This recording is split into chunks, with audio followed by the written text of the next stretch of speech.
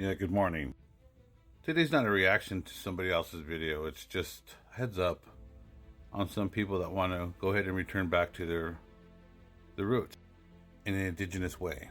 You know, when you're going along the way of learning where you come from, who you come from, what areas, and so on and so forth, you're going to find different types of life that you're not familiar with. And the life, like say the one I live in out here, that's off reservation, isn't something to draw upon of being a base for. Say, for instance, if you want to use what you learned in school as something that you think, or something you learned in how to sing it at some religion festival, or some new age growth type of thing. This isn't what Native and Indigenous peoples aren't about. They don't just make up stuff on the fly because it comes to them from the land of wherever it is, and it just comes to their head and they sing it. There are traditions and protocols to be followed, like who can sing them, who can pass them down, all kinds of things that you learn along the way. You learn to appreciate those things because some of those people aren't here anymore.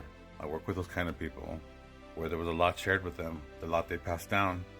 A lot of people didn't listen to them either, and a lot did.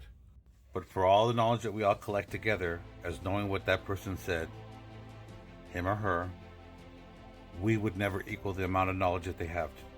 Never, ever equal the knowledge that they possessed in their lifetime. So whatever we have left, we respect what we have, and we hold it dearly.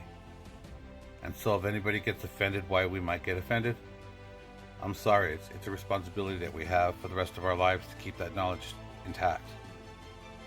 And we must keep ourselves intact in a positive way to keep that knowledge. So reacting to everybody else's unnecessary things is not something that we want to do, but we see what's going on.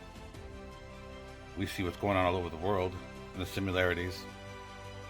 But one thing we do keep in mind, authenticity requires generations and generations of preservation.